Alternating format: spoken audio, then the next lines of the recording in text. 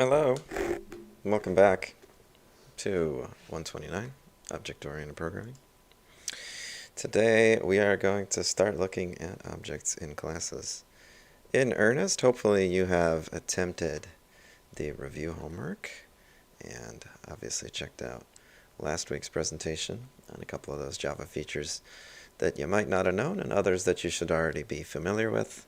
So just to reiterate again, you ought to be well acquainted with conditionals, arrays, loops, methods, variables. All those things should be pretty familiar with you. Working with strings and ints.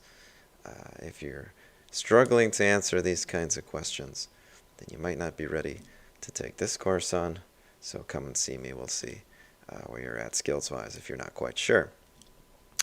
As a reminder about the YouTube, again, hit that quality gear thingy at the bottom and make sure that it's set to 1440p. Makes it a lot easier to read the font if it's nice and clear.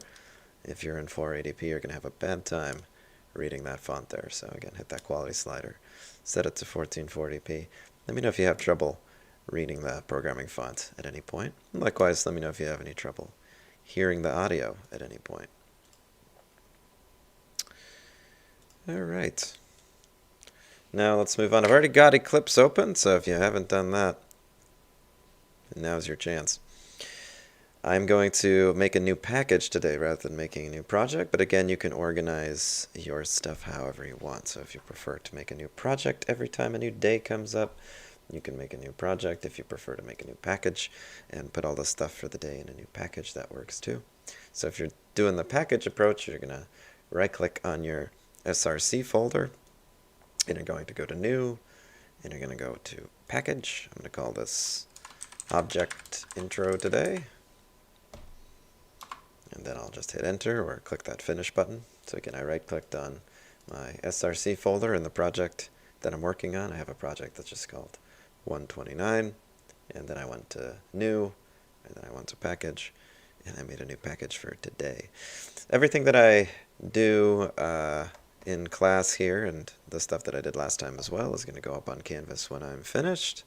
So probably right after class is over. Usually I add some comments there as well, so a little bit more information on the code that I put up on Canvas than what I do here, just so you have a bit more info. Sometimes I'll post a clean version without comments and one with comments, so if you want the clean version, look for that if it's available. And after the first couple of weeks here, I am going to introduce a way for you to follow along with the code live without having to retype it. So for the most part, I don't encourage you to follow along typing with me unless you've got the right setup for it. Obviously you're going to need a second screen for Eclipse and everything, and you need to be a relatively fast typist to keep up. If you're not a really good typist, I'd say don't necessarily try to follow along with everything that I'm typing here. It's better to pay attention and watch it, and then you can go back and review and try to apply it yourself, but while we're live here, I don't usually encourage you to follow along typing-wise.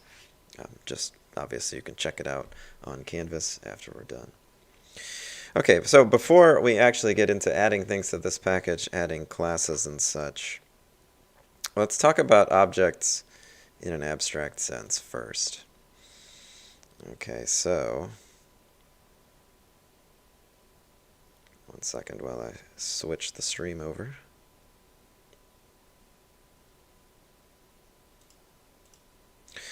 All right, so before we start talking about objects in a general sense, let's talk about objects in an abstract sense. How do we describe objects in the real world? So let's say that you've got, an object. This is a very nice bicycle. We got a chain between it too. Awesome. That's a bike, maybe a motorbike. I've left it open to the imagination.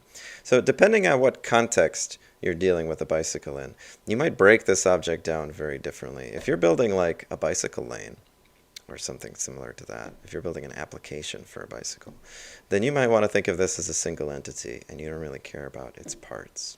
Whereas if you're building, let's say, a bicycle from scratch, then you're going to care about individual parts. You're going to care about wheels.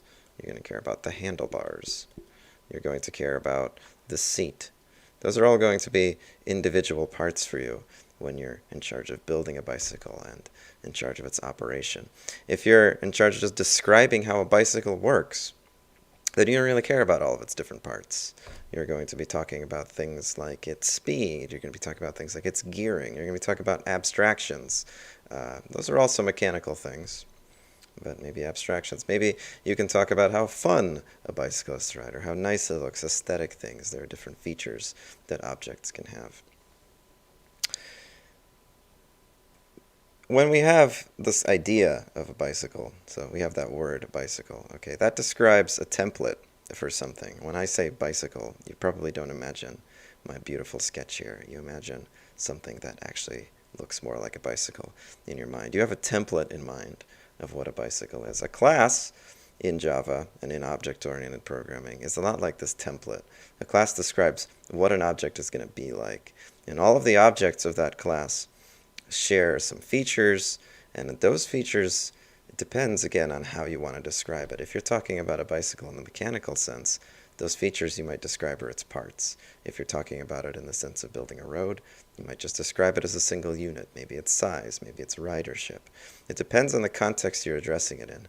So the class name or the object name or the word that we use doesn't necessarily correlate 100% to the kinds of elements that we're going to be putting in our objects.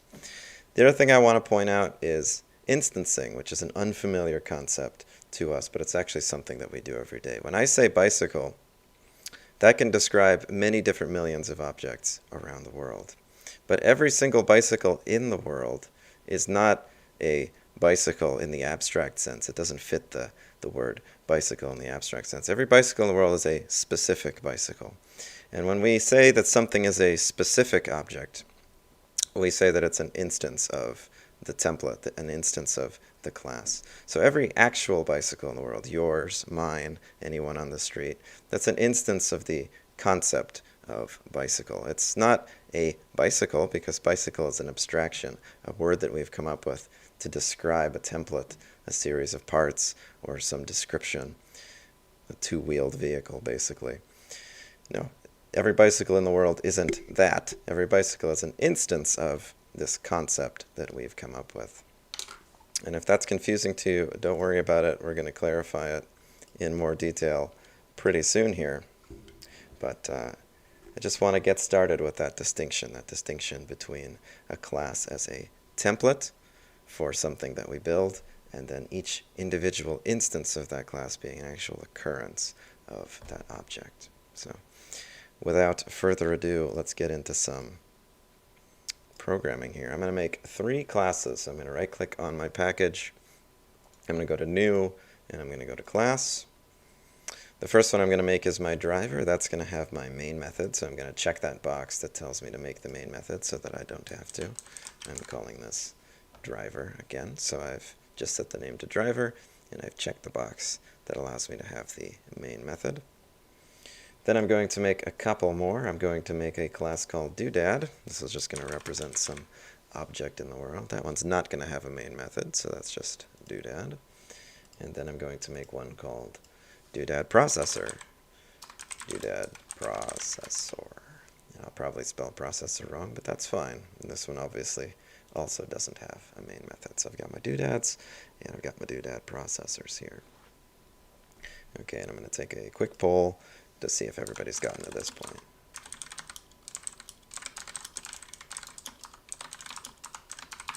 So you've made your 3 classes, your driver, your doodad processor. The driver's got its main method in there. After you've made them, you'll see that they come up in this sort of tabbed view at the top. You can switch between which class you're looking at by going between those different tabs. Now you'll notice I don't have last time's class open, the one we were working on last time. So if I wanted to, I'd go into my Java review package here where I left it, and I would just double click on it. It was driver.java in there. It was the source file for last time's, and see it opened it in a new tab up there. Now if I go to run right now, it's going to run this one, Okay, because that's the one I have open. And remember I said that it will try to run the main method that it finds in the thing that you have open. You might say, well, okay, I have two main methods open actually, right? I have this driver and that one. No, what I mean by open is that it's actually the tab that you are selected in at the time. So if I wanted to run the main method for my object intro package instead, I would have to switch to that driver and hit run. And then it will run that one, which does nothing right now because it's blank. If I wanted to run that other program again, I'd have to go back to that driver and hit run when I have it open. All right. So if I open something that doesn't have a main method, like the doodad processor, it's going to try to run the last main method that it saw, which is this last time's assignment that I had open. So it'll try to run that, not the package that doodad processor actually belongs to, and so not the main method in there. So make sure that when you go to run this program in a couple minutes here, you pick the driver.java with the main method for today. So I'm going to close last times there and collapse the package. Another couple of quick tools that I want to mention before we get going with the classes is how to deal with some of those tabs you have up top. Once you get into a lot of classes, it can get tedious. You can always right-click on those tabs at the top, and you get a few options. You get Close All, which is very useful. Detach lets you work on it in a separate screen. If you have a multi-monitor setup, that can be useful.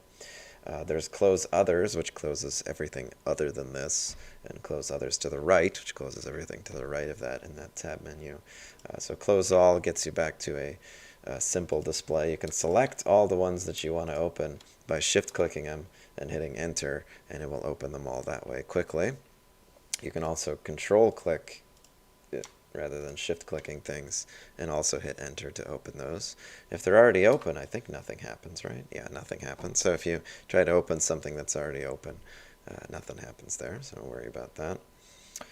So again, you can shift-click on elements, control-click them, hit Enter to open them, or of course you can always, just to close this as an example, double-click it to open it there as well. So any questions about opening or dealing with your different classes and tabs, let me know in either chat. It looks like everybody has had ample time to make those 3 classes at this point. If not, you can try to send me a screenshot of what your struggle is in Eclipse, what kind of errors you're getting. Again, that was right-clicking on the package name, going to New, going to Class, and I made 3 classes, Driver, Doodad, and Doodad Processor. Okay, so we're going to start with Doodad. We're going to assume that Doodad is some object out in the real world somewhere there. And let's give it a couple different elements that could describe it. Let's give Doodad some properties. All right, so in the past, you've made your one-class programs, and you've had global variables at the top of your driver, your main class, and those have been used for your different computations or whatever. When we put variables at the top of an object, we call those either instance variables or fields. I like to use the word fields because it's a shorter name. So when I refer to these variables that I'm putting at the top of a class, those are going to be called fields. So I'm going to refer to field name or field value. So let's make a few fields for this object. I'm going to make first I'm going to turn caps lock off. I'm going to make a string name. I'm going to make an int value. And I'm going to make an int secret value. And what else can I do? I'm going to make an int initial value. And I'll do an int shared value. And we're going to modify some different properties of these variables and see how we can make them do different things. So these are the properties of a doodad. So every doodad in the world has a name, a value, a secret value, an initial value, and a shared value. And a doodad is a kind of object, and this class is the template for that object. So when you first build an object, so when you create an object for the first time, that process is called instantiation. We're making a new instance of that object. Remember, I used that word instance earlier. An instance is. So whenever we create a new object, we're instantiating it. And when an object gets instantiated, the first thing that happens is that all of these fields get created for that object. And then it runs a special kind of, you can think of it as a method called the constructor for that object. And the way that you know that a method is a constructor for that object is that it shares the name of the class. So in this case, it would be doodad. Okay, it would be a method called doodad. And you're probably used to making these something like void or int, right? You have some kind of return type. All constructors are voids by default. Constructors don't return anything. And so we actually can't put the void keyword here. We have to omit it as part of convention. If we do put the void keyword there, Eclipse will warn us that this looks like a constructor, but you've accidentally put an extra word. It'll say this method has a constructor name, but it seems like you've given it a return type. So change that to constructor. And that's what Eclipse is expecting. It's expecting just the name of the class, which happens to be doodad here. And remember I said that the fields get created first, and then the constructor runs. All right, so when we create an object for the first time, when an object gets instantiated, and I say create an object, but again, I'm talking about creating an instance. I'm talking about creating a specific one. So if this is a template for doodads, every time we make one, we would have a particular one with a particular value. When we make an object for the first time, we usually want to take some values in order to specify it correctly. So if you were going to make me a new bicycle, you would have to tell me things like, what color is it, what metal is it made out of, how many gears does it have? And doodad has a few properties. It's got name, value, secret value. So what kind of information do you need to specify to create a particular doodad, given that you have these variables and given the names that they have? So I want you to think about it for a minute and then answer it in either chat. Given that you have an object, some object in the world that has a name, a value, a secret value, an initial value, and a shared value, what kind of information would you need to tell somebody to fully create an object like this? And I'm going to write a couple comments here for all the different variables as you think of it. So as you think about it, I'm going to be writing comments. What information would I need to give to create a brand new doodad from scratch that had all of these values, all of these variables, all these fields, all these instance variables?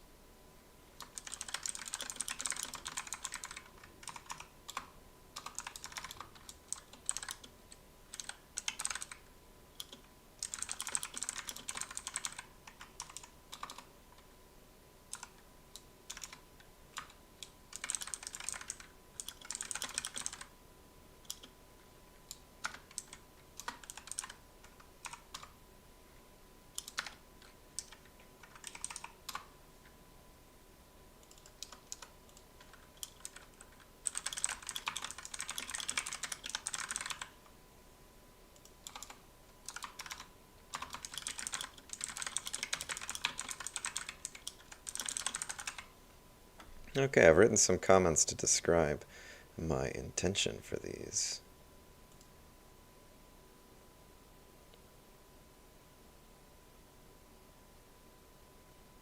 Yep, I agree with that Discord comment there. Those should be parentheses here, and they look like brackets. Let me make the font a little bit bigger then. Maybe that'll catch some of those errors. Okay, so the way I've described these, we have the name of the doodad, the value, a secret value. The initial value is going to be the value when it's first created, and then it doesn't change. And then a value that's shared by all doodads in the world, so all doodads have this as a common value.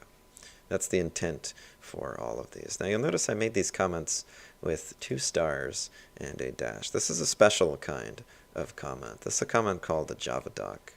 And the most important feature of Java docs is that when you hover over variables that have a Java doc for them, it has the Java doc there in the tooltip. This is tremendously useful. So anytime you have something that needs to be described, in more detail, a confusing variable, you should leave a Java doc for it.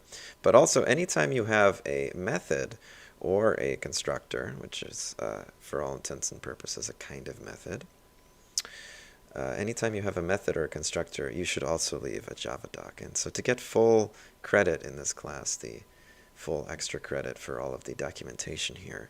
After a certain point, I'm going to insist that you leave a Java doc on every method that's not just a basic getter or a setter. So if you have a very basic getter or setter method, you can usually omit it. But otherwise, I'd like you to put a header for every method. So I'm going to do that as we go here too. I'm going to describe every method that we make, except for the getters and the setters, which we'll get to soon. I did another interesting thing here. I did this at link inside of curly brackets there in order to do something special here. When you hover over initial value, not only does it read this description for you, it also has a clickable field there that takes me to the description for value. So that lets me really quickly navigate to the variable that it's talking about. So I could have just said the initial value of, and then just stated the name of value here. But that could be confusing down the road if I forget. Where's value located? Okay, what is value? This allows me to really quickly see the description for this variable and then really quickly click on value there. And you'll notice when I made that link in the first place, I did at, and then I typed the word link.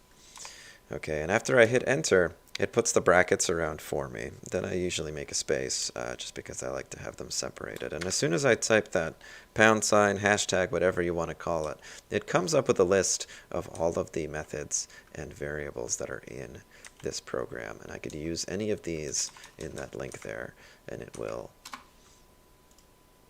add them to my comment. Okay, so another very useful thing to keep in mind. So linking and Java docs going to be really important as we go. All right, so I didn't get any answer to what kind of initial values you would want to give it, but think about it like this. So, okay, if they all share the same value, if all the doodads in the world share the same value, then we obviously don't need to give you that one because all of them share it. So if it's shared by all of them, then you don't need to know it. And if we think about an object like a bicycle, what value do all bicycles in the world share? What value do all functioning bicycles in the world share? What's a variable that is common to every functioning bicycle in the world? That would be my question to you there. So what variable is common to every functioning bicycle in the world?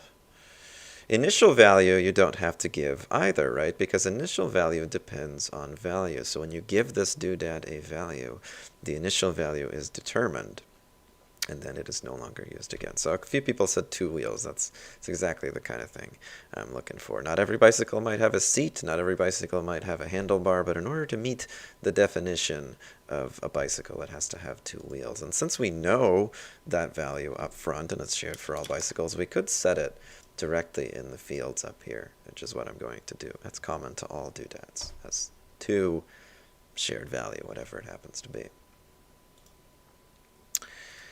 Okay, so back to initial value, we don't have to specify that because that's based on value. If you've given me value, then I know what initial value is. Value and secret value are presumably different. I should probably leave a comment that says different from, and then say at link value, so that others will know in the future that this is different from the value. That would be a good specifying comment. This kind of clarification is really welcome in your comments. Okay, so those 2 you definitely need to get, and you also need to get the name. So altogether we need name, value, and secret value. We need those 3 things, and then we can build the doodad for you successfully. So in the constructor, when you first make an object, you can specify the information that you need to construct it. We're going to see later on that if there are different ways to build an object, which is often the case, you can actually have different constructors. But for now, we're just going to make one with the 3 values that we need. So we needed a name, we needed a value, and we needed a secret value as well. Now here you might notice that we've run into a bit of a problem. If you take doodad as a method name, as you're used to, right, then I've taken a variable called name as an argument, but I also have a variable called name as a field. It's a field of this object. By the way, the person who asked, is the constructor method static? we'll get to that later. The statics and the publics and all of that. We're going to introduce those today, see what those mean. All right, so I've taken a name as an argument, as a local variable, and then there's also the name that is a field at the top. So that's going to be a problem. And that's going to be a problem because if I do something like this, in order to set the field at the top to name, it's going to tell me that I've done nothing. All I've done is I've set this name, the local name, to itself. And it gives me a couple of suggestions here to fix that. It tells me to qualify the left-hand side or qualify the right-hand side, which means make it more specific. And that brings us to the first keyword that we're going to look at today, which is this. And what this means, in the most simplest terms, is the name that's at the top, the field, the one that's at the top, not the local one. So when I say this dot name, I mean that one. I mean the one at the top of the program. I don't mean the local one. When I say this dot value, I mean this one, the field, the one that's at the top of the program. And more specifically, the keyword this means this object's such and such. So if I was going to refer to a bicycle's seat, for example, I would say this dot seat, and that would refer to a particular bicycle, the bicycle that I own, that bicycle seat. If I was to refer to a, let's say a bicycle's front wheel, it would be this dot front wheel. That would be that particular bicycle's front wheel. Whereas the concepts that are shared to all bicycles, like the wheel count, for example, the idea of saying this dot wheel count doesn't make quite as much sense because all bicycles have two wheels. So we'll look into how that's done differently. But in this case, that special keyword this tells us to refer to this particular object's name. And this particular object's name is referred to at the top in the fields there. I'm going to do the same thing for the value.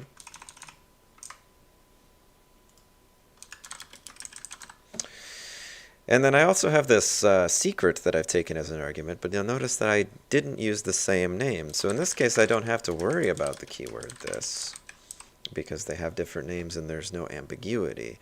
You'll see that fields, at least in my format, get highlighted in a different color. So fields show up in teal, local variables show up in blue.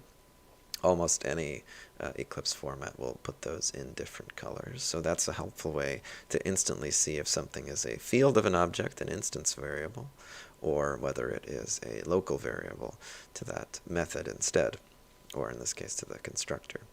You can still use the keyword this there if you want. It doesn't have any problems if it's unnecessary. It's something that you can always use. It's also very convenient sometimes to start typing all of your fields with this, because as soon as you finish typing this dot, it immediately gives you a list of all the potential fields that you could be looking at. So as soon as you type this dot, there are a bunch of other fields to look at. Now I've set name, value, and secret value. What else do I need to do? I need one more line in this constructor in order to set up all the different fields that it has completely. So I'm missing one more line. What additional line do I need in order to set up this doodad fully, or a doodad fully?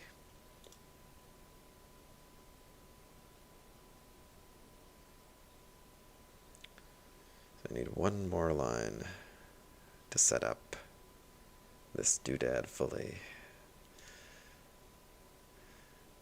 Somebody said shared value. So the shared value, whenever you make a new doodad, you wouldn't have to specify. Just like with a bicycle, you wouldn't have to specify that it has two wheels, because all bicycles in the world have two wheels. You would likely set that value in the template, in the definition for that object in the class, as we have here. So if a class is like a template for an object, then the template for bicycles would definitely specify that they had two wheels. So we wouldn't have to set shared value because it's already set in the class in the template. We don't have to set it in the constructor for a particular object, but we're missing one of those other values.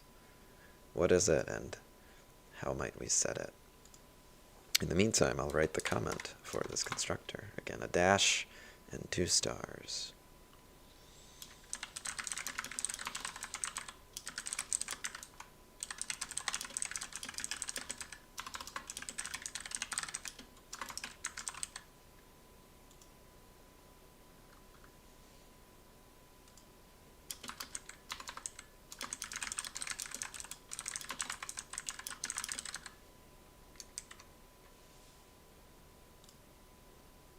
So initial value, that's right, we need to set initial value as well. And initial value we can set to value. We could set it to this dot value, since we've already set them equal above, right? There's any number of avenues that we can take to setting our initial value there. I'm going to use this because it's the least ambiguous in my opinion. So we're setting initial value to value as well. Okay, so now we have everything we need to create a new doodad from scratch, so to speak. We're going to go into the driver and create a couple. Okay, so I'm in the driver now, and my main method. Now let's look at the syntax for creating objects. If you're astute, you'll notice that this is the syntax you've already been using for creating arrays, and it's also actually the syntax you've been using for creating strings too. It just happens to have kind of a shorthand when you're dealing with strings. But the syntax for creating a new instance of a class, so a new object, is the name of the class. This is the template that we're dealing with, so doodad. Then you name the object, so I'm going to call this dude A. And then you're going to, on the right-hand side, have that new keyword, like you do whenever you're declaring arrays, and like you actually have in secret when you declare new strings, but you don't notice.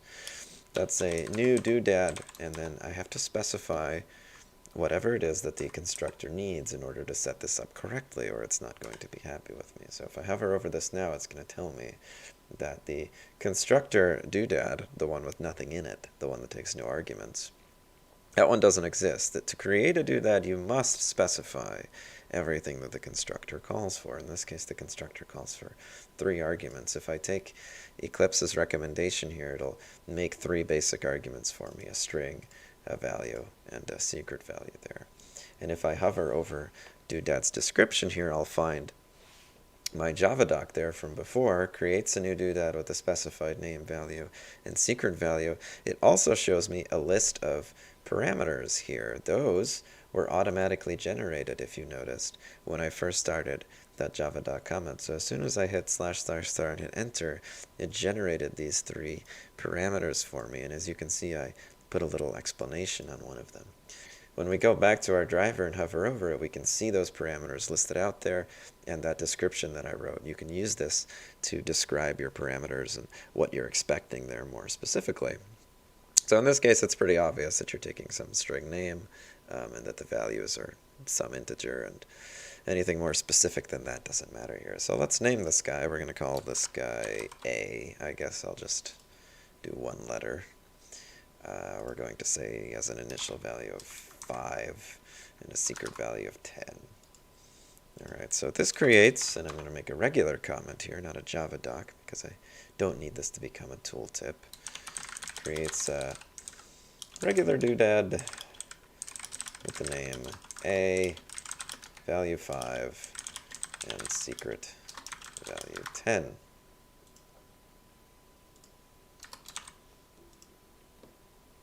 Doodad's not actually a word, but that's okay. I think it is. And now I can do things with the object's different fields. So I'm going to try something out, and we'll see if you can guess what it's going to be. Remember, control space, start typing sys out, and then either use the arrow keys or get to the point where it's the only option, and hit enter to get the really quick system.out.println. Alright, so given this code right here, I'm going to take a poll in the general chat, and we'll see what do you think it's going to print.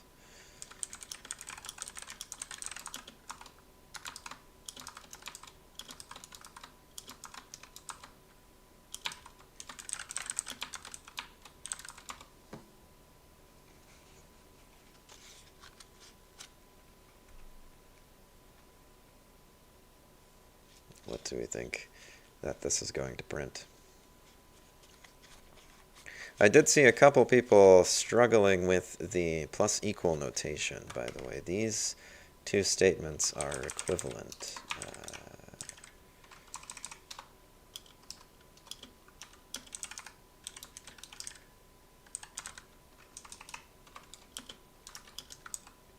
These 2 statements here, lines 10 and 11, those are the same thing. So the plus equal is just the shorthand for not having to retype the name of it there. So that's the syntax that I always use for adding.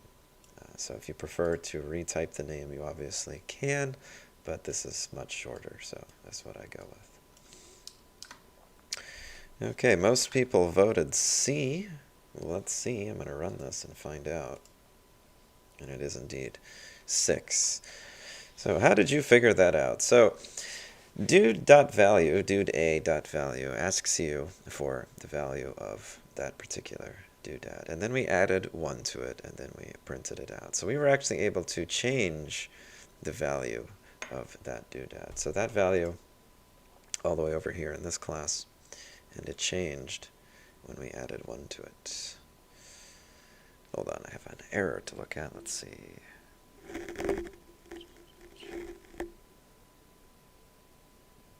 So that kind of error that you have there usually indicates a typo. Unresolved compilation problem is going to be a syntax error most likely. So what you want to keep an eye out for, if you do want to follow along with the typing, you want to keep an eye out for any red underlines on anything, any red anywhere. If you see, if you were to make a typo like this, you would see a red X appear in the tab on the top that would indicate that that class had a typo somewhere. All of those need to be fixed before it can run. You'll obviously get a red underline whenever something like that happens. So any kind of typographical mistake like that, those are syntax errors. Those need to be fixed in order to run it.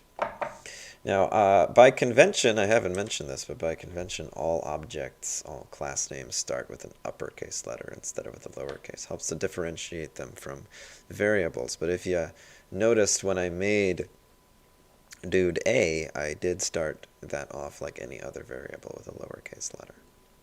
So something to think about later. All right, so this is done. I'll leave this, so keep that in mind. Let's make another doodad. Remember, the doodad class is a template for making doodads. Now that we have that template, we can quickly make as many of them as they want. You can immediately see how this has the potential to be useful because it allows us to define a doodad with just a couple of lines. Let's see, let's do int x is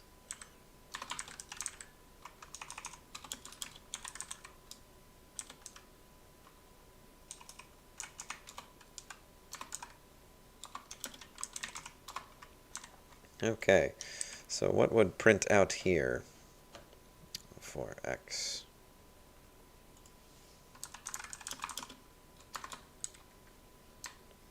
What would print out here?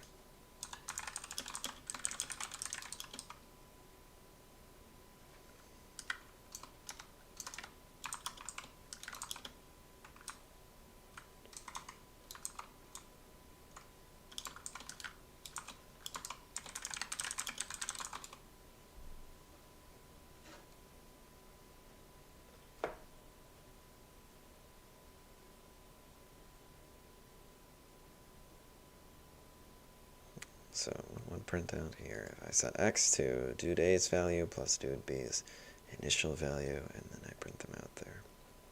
I got some votes for 15, some for 16. Remember, you can always click the reaction emoji again to undo your vote.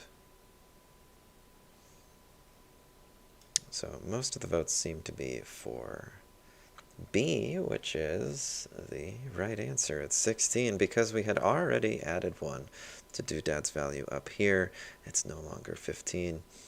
And then we added the value of dude A's value, which is now 6, to the initial value of dude B, which is the same as the value at this point since it hasn't changed. That happens to be 10. And then we printed it out. Okay, so something that we did there. All right, now we do have one problem here, and that's that you can access the secret value of a doodad. So let's say I want a dude A. You can access its secret value from here. In fact, you could even print it if you wanted to.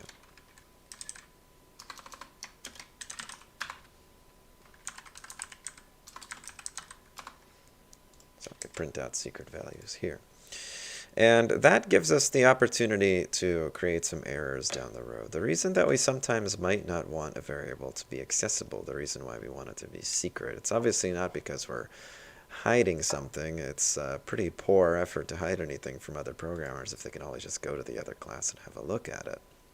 Now, the reason that we set values to be quote-unquote secret is as a message to other programmers that you should not alter this field manually. You should not change it from outside this class. So that might have many different reasons behind it. You might want a field to be read-only. Maybe that's the intent for secret here. You might want to only be able to modify the secret value in a particular way, maybe through a method. We'll look at how to do that later. Or any other number of reasons that we might look into later. And the way to make a field not modifiable from outside of the class itself is to designate that field as private. So by adding the keyword private in front of a field, what you do is you make the field inaccessible from any other class. So from any other class's perspective, it's essentially invisible. If I try to use the little auto recommender again here, and I type due date dot, you will see that secret value no longer appears in the list of possible fields. And if I did actually type the whole thing out, as I did here, you'll see that it now has an error. It'll tell me that the field due.secret value is not visible, meaning that it is not visible from this class. It'll offer me two recommendations on how I can fix this. Number one, I could change the visibility of secret value to package. We don't want to do that. We want to keep it as private. Number two, it'll offer me to create getters and setters. Let's see what happens when I do that. It pops up this little dialog here for creating getters and setters. This is a useful dialog because it allows you to create those very quickly. I don't have a great way to reach this dialog quickly. I think there's a shorthand. If you right-click on it somewhere here for creating them. Normally I just do this though, where I type at them if I'm going to use this dialog at all. And this is only for the laziest of all typists. But again, you hover over that error where it says secret value is not visible. You hit create, setter, and getter. It will give you automatic decent names for them. In this case, get secret value and set secret value, or about as fine as it can be. And it'll ask you where you want to insert those. So I only have one method in my class there. So after doodad string int, we'll put it right at the end there. So if I say OK, it will now update my reference to get secret value rather than secret value. Well, let's look at what those getters and setters might look like. So if you have a value that's private and you still want to access it from outside of that class, then you could easily use something like this. You'll see that what it created is already good enough for the purpose we're looking at. Get secret value returns it, and set secret value allows you to set it. So we're going to table that for now and go back to how those could be useful down the road. In fact, I'm going to get rid of them altogether and comment out that line until we're ready for it. So move on to something else here for a bit.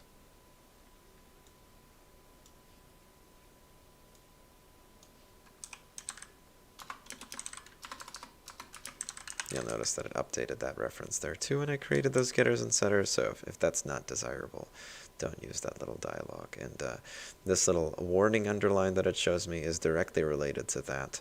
By convention, you usually don't update private fields directly. You update them only through their getter and setter. Again, we'll look at why you might want to do that later. Okay, so if that's private, then these two values are actually something that's quite familiar to you. These are actually public values.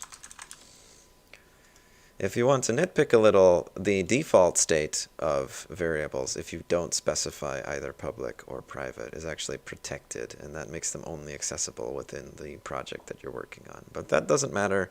For your intents and purposes, they're basically public. So if you don't specify public or private, then they are essentially public by default, if that makes sense. So the word public is kind of unnecessary, but again, there is actually a difference in practice. It's just not something that comes up in in this course, I should say. So someone asked, would there be a use for private getters and setters? So as you might notice, you can also make methods themselves private. Sometimes you want to set a variable in a particular way. So you want to not only take an argument and just set the field directly to it. You want to do something with it first. Maybe you divide it by half. Maybe you convert it into pounds. Any number of things. We'll look into some of those examples soon. In that case, you might want to have a separate setter that's private for other reasons, but generally your getters and setters are going to be public themselves. All right, so I've got my name that's public, my value that's public, and you'll see that adding that has changed nothing here. I'm still able to access those things from here. Let me try with, let's say, the name, for example. Doodad, and then I'm going to invoke its name.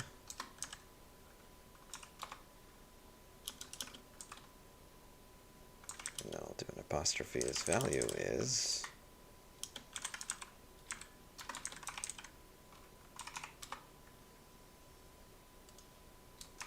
Just my little plus sign. You should get used to formatting your outputs like this. You notice I put a space here so that there would be a space before the name.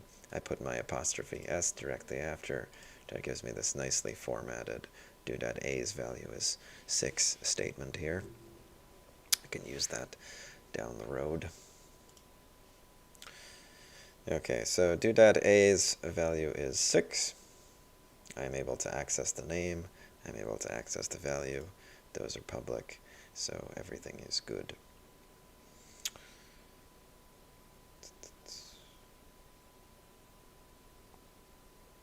Let's say I can't access the secret value. I already demonstrated that. All right, let's move on to modifying variables then. So I modified the value here, and that was fine. But according to the description of the initial value, something like this ought to be impossible. I'll go further along here. Let's say I wanted to do this. That ought to be impossible, right? Because according to the description of initial value, it should be the initial value of value when this doodad is first created. So I shouldn't be able to change this. This should be something that's set once and then doesn't change again. So anyone have any ideas for how I can make this particular line, line 19, impossible? What can I do to make it so that initial value can't be modified after it's initially set? What can I do to make initial value unmodifiable?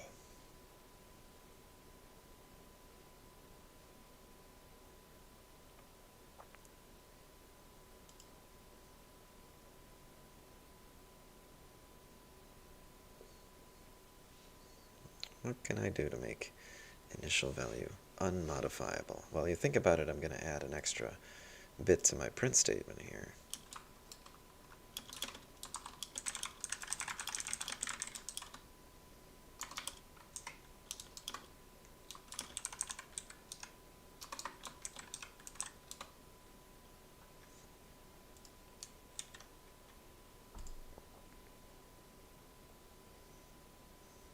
So how do I make it unmodifiable? How do I make it so that nobody can change the initial value from outside of the object? And the reason I want it not to be changeable from outside of the object is that I can easily specify in my class, again in my template for that object, I can just not add the functionality to change it. Good, so somebody said I can make it private, right? If I make it private, then of course you're not going to be able to call plus equals 1 here. So that's out. We have fixed that issue. However, that brings us to another problem. I now have a problem with getting the value. I can no longer get doday.initialValue. So although I'm not able to change it, and that's good, I'm now also not able to access it, which is bad, because I do want to still be able to access it and use it. I just don't want to be able to change it. So how do I give myself back the ability to access it, but not give myself the ability to change it? So that brings us to one of the useful mechanisms for getters and setters, giving you access to a variable that is read-only. So if you want a variable to be read-only, then you would have only a getter and no setter. So this would be get initial value, and you just return the initial value for you, if I can spell. That doesn't seem right to me, but I'm going to roll with it. So this will just return the initial value for you, but since I haven't specified a setter, there's now no mechanism for changing it. It's private, so you can't access it from outside of this object. And the only way that you can read its value is through the getter, which doesn't provide you any functionality to change it. And as a reminder again, because this is teal colored, it is a field of this object, and we could also have used this if we wanted to. We can omit it for the brevity, which I will usually do when it's an option, but we could have used it there if we wanted to. This referring to the initial value that's at the top, this object's initial value. So back to driver to make the fix. It already offers me to change it to get initial value because Eclipse is clever enough to recognize that that's a getter for this variable based on its name. In this case, it didn't get it, so I'm just going to go back and use my getter like so. Okay, it's not until I save that it actually fixes the syntax error down there for me. All right, so let's see if this works. Can I now get the initial value? Yes, I can. Can I add 1 to it? Obviously, I can't anymore. In fact, I can't even access it if I type it here. I can get it, like so, and then if I try to add something to that, what's the significance of this statement? Well, nothing really. This isn't a variable. This is just the initial value being returned to you. You could add 1 to it, but it wouldn't change the underlying value. All right, so that's one use for getters and setters, to restrict the value, the ability to change a value.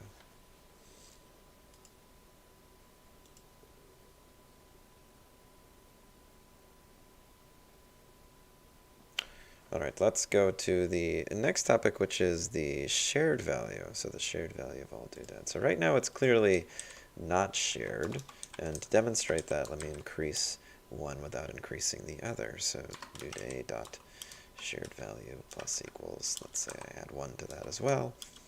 And then I'm going to print them both out.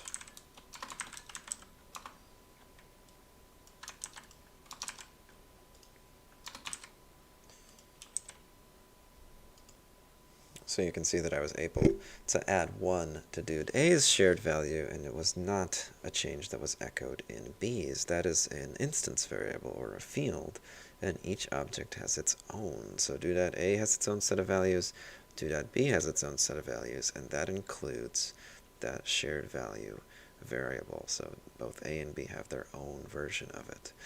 If you want a variable to be common to all the objects that that template describes, if you want it to be common to all the objects that are described by that class, the keyword that you want to use is static. And we can combine keywords as well. This is still also a public variable. So in addition to being a static variable, it is also a public variable. It's accessible from outside of this object by any other class in our program. And it is static in the sense that all doodads in the world share it. If I save this and run it again, we'll see that they now share the same value. When I add 1 to doodad A's shared value, it actually also adds 1 to doodad B's. Most variables that describe properties of an object, most fields of an object in the real world, are not private, right? If you think about an individual person, they have their own name, they have their own height, they have their own weight. There are very few properties of objects that are shared across all of them. Only really fundamental descriptive things like number of wheels are usually shared across all objects of some kind in the world. But every once in a while you will come up with a common value that is shared across all objects, and in that case you would have to make it static. So whenever you use static, keep that in mind, that it is a single copy of the variable that all of the objects of that type share. So you don't want to make things static unless you have a good reason why the variable that you're making static should be shared across all objects. Things like names and values are almost never going to be static because every object has its own name, every object has its own value. Okay, so one more addition as we go is that the constructor here is accessible from outside of this class. So the constructor is also actually public too by should the constructor be static too.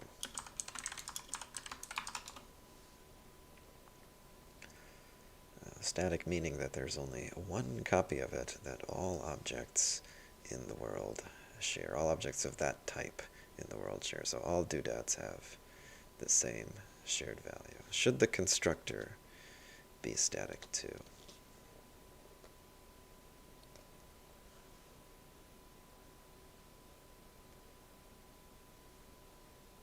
Most people said no, which is the right answer here. There's no reason for the constructor to be static. Every doodad that's created gets its own name, value, and secret.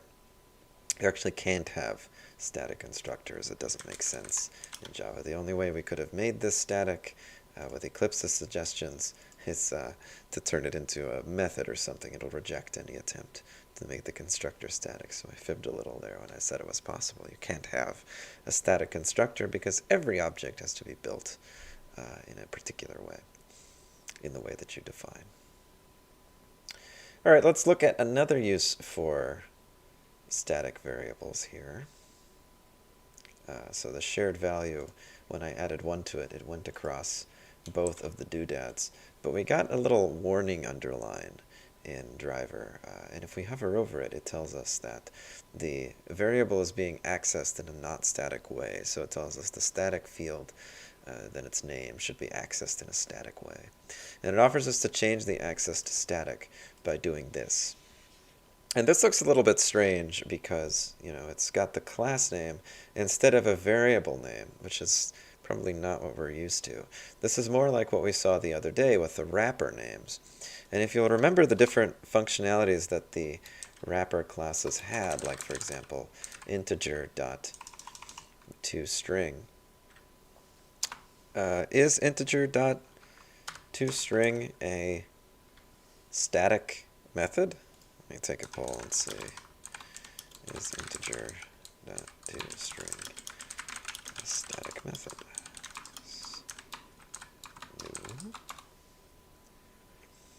Is that a static method? Same goes for, I don't know, let's say float.is finite, or any of the other lovely help words there.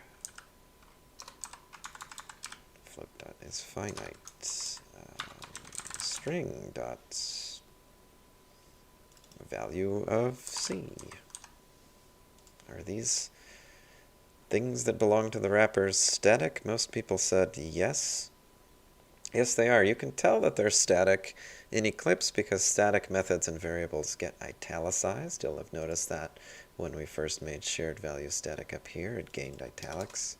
If you take it back, it goes unitalicized again. Statics always get italicized.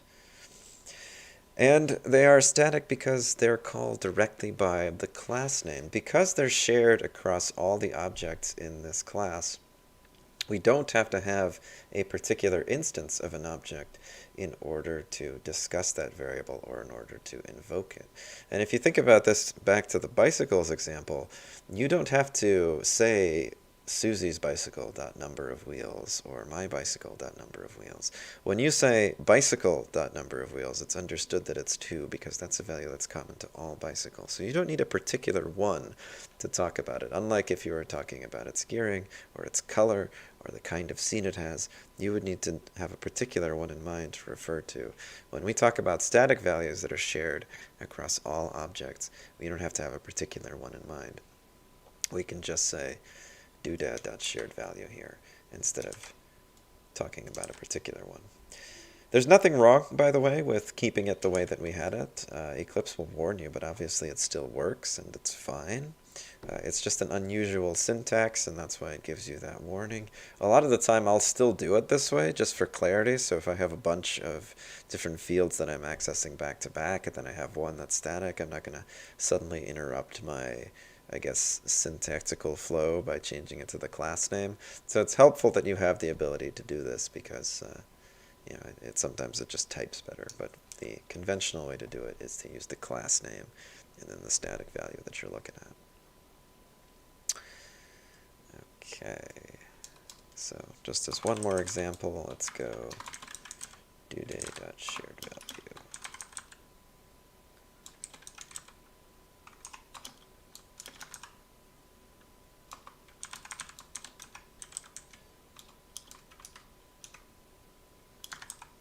All right.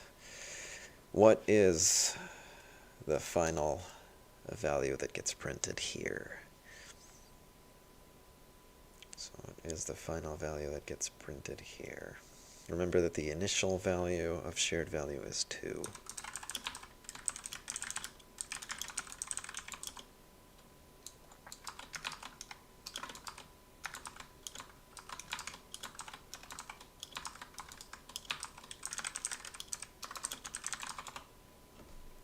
What value gets printed there?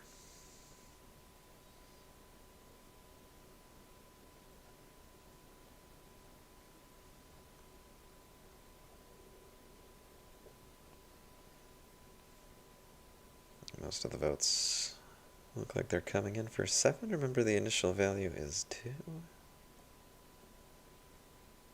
Okay, so let's see.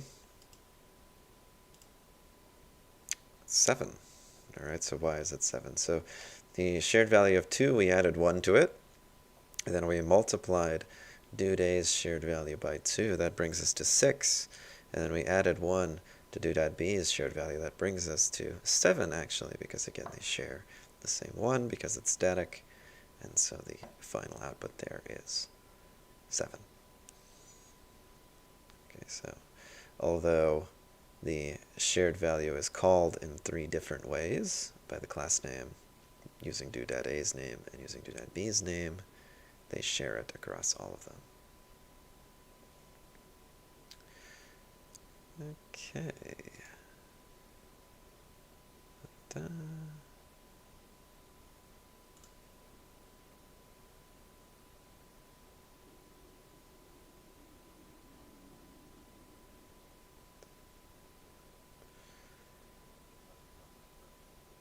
Any questions on statics there for now? Particularly on that last question, anyone? Not following why exactly it's 7, why it worked out that way anyways?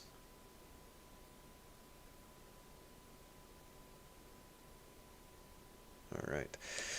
So let's look at a reason why we might make a variable private even when we expect that we're going to be using it with getters and setters. So I alluded to this a little bit earlier with the secret value. We had making a variable private because we want to mask its value. So we did that for initial value, right? We set it to private because we didn't want it to be changeable from outside the object, but we wanted it to still be accessible.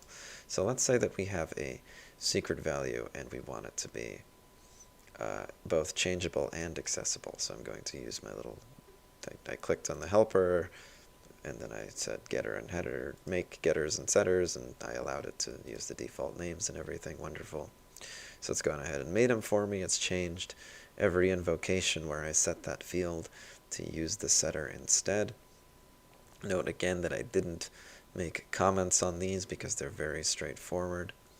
Here's one reason why you might want to do this. So let's say that the way that you set the secret value is more complicated than just a direct equality statement. Let's say that you wanted to make some kind of check first. Let's say if you wanted to capture it, make sure that it was larger than the value that you currently have stored in value, and only then would you set it, and otherwise you wouldn't. Let's say you did something like that.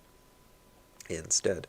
Well, now you have access to this additional functionality. It's this additional way of doing it without having to make that functionality happen again elsewhere. So if I wanted to set the secret value back in the driver somewhere and I wanted to use this functionality again, I wouldn't have to copy and paste this extra stuff that I added in. I could just use it directly in the driver. So let's say that I want to update due day's secret value. Oops, I don't want to set it. I don't want to get it, I want to set it. So let's say I want to update it to, I'm going to go with this. And then I'm going to do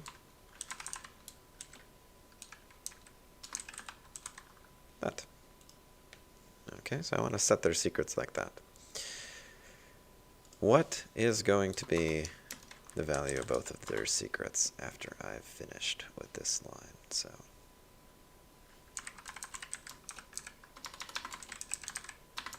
what is going to be the value of both of their secrets after this? Dude A.get secret value, dude B.get secret value. What is going to be their value? Going back to the dude class for a second, if the secret value that's supplied to you, if the local variable that's supplied to you as an argument is larger than the field value at the top, then we set secret value. So what would be the output here? And just as a reminder at this point, A's value is 6, B's value is 10, A's value we changed up here at one point, A's secret is 10, B's secret is 15. Alright, so what is this going to print? What did we set the values to here? I'll do a poll for A first.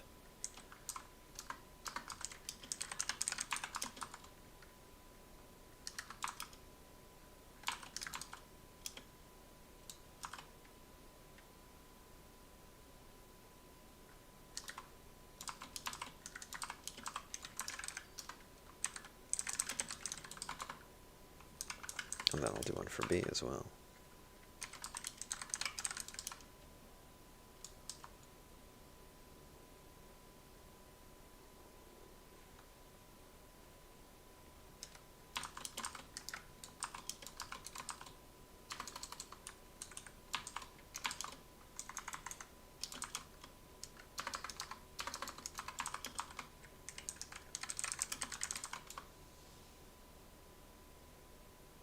So I want to check out the if statement again.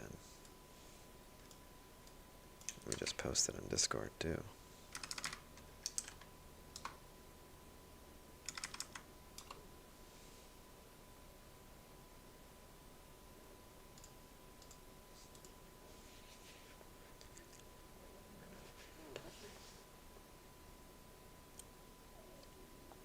So you've got the if statement in Discord. I tried to set dude A's secret value to B's value and dude B's secret value to A's value.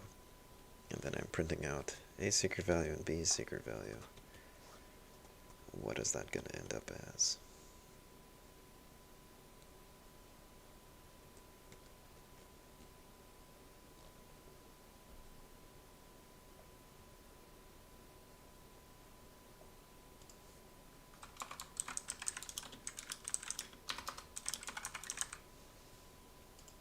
So we're attempting to set A's secret value to B's value, which is 10. Alright, so we're attempting to set A's secret value to B's value, which is 10. Is 10 bigger than 10? No. So secret value doesn't update. That means what happens if it doesn't get updated, if that if statement doesn't pan out? What happens? Let me add an extra little thing to the if statement here. I'm going to print something out and say, didn't update secret in the event that it doesn't update. So I made it clear that it did not get updated there. Didn't update secret. So with that in mind, so in some cases the auto formatter ruins my nicely formatted table a little bit. Maybe I can convince it.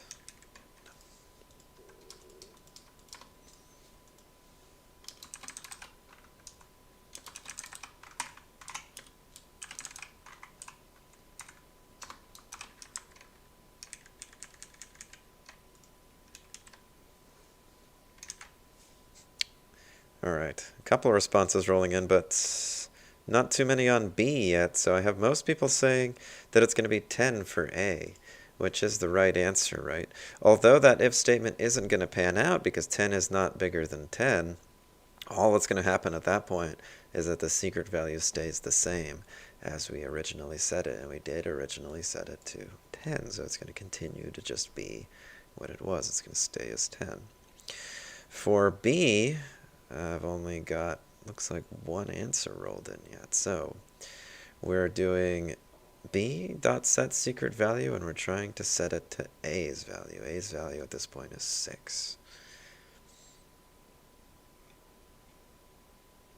So is 6 bigger than 15,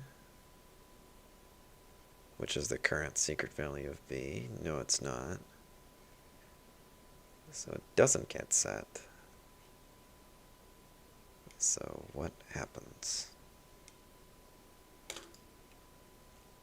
Looks like most people are voting C, which is again the right answer there. Neither of them change, but you'll see that that if statement only printed once. Let's make that if statement, that else branch there, a little bit clearer by also printing where it comes from. So I'm going to say didn't update secret for, and then I will print out our name at this point. That allows us to see where it came from, a useful trick for debugging. So didn't update secret for B is what we see. For A, we didn't get that statement, so this was successful. A.set secret value, B.value. How come that was successful, but B's was not? How come the attempt to update A's secret value was successful, but the one for B was not?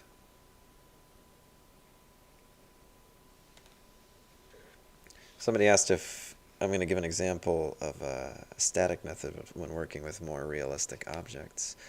So next time we'll finish up with this example, and then for the rest of this week and next week we'll try to apply these tricks to some real-world examples.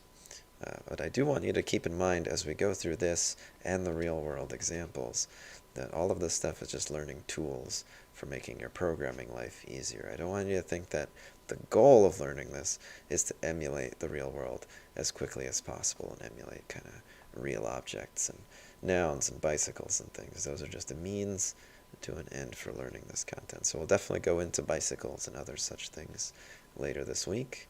After we're done with the more abstract doodads here, we'll go through all this stuff again with some real world kind of objects. But yeah, so we'll do that later this week and then most of next week too. Okay, well, we're almost out of time here, so I guess I'll leave this as the question to take home with you for now, aside from obviously the homework, which is also going to be due on Thursday there.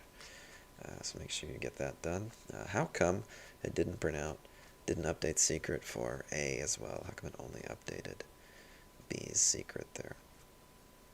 Okay, I will upload this to Canvas. The finished version is going to come when we wrap this up on Thursday, so if you just want to hold out for that, you can hold out for that, but I'll update what we've got in progress here to Canvas. Just real quick, for getting the stuff that I upload to Canvas into your Eclipse quickly, it will come in, I'll usually put it in a zip folder. You're going to unzip it. You're going to end up with just a folder much like this. The easiest thing to do is to highlight all those Java files in the folder you end up with and just drag them right into whichever package you want them in. It's going to ask you if you want to copy them. Say yes, and it will just copy them right into Eclipse for you, and you can get rolling from there. Usually the package name will be different from the one that you have, so it'll throw you an error and ask you to fix it. You can just take its automatic recommendation to rename the package and go from there. All right, that's it for today. See you guys on Thursday.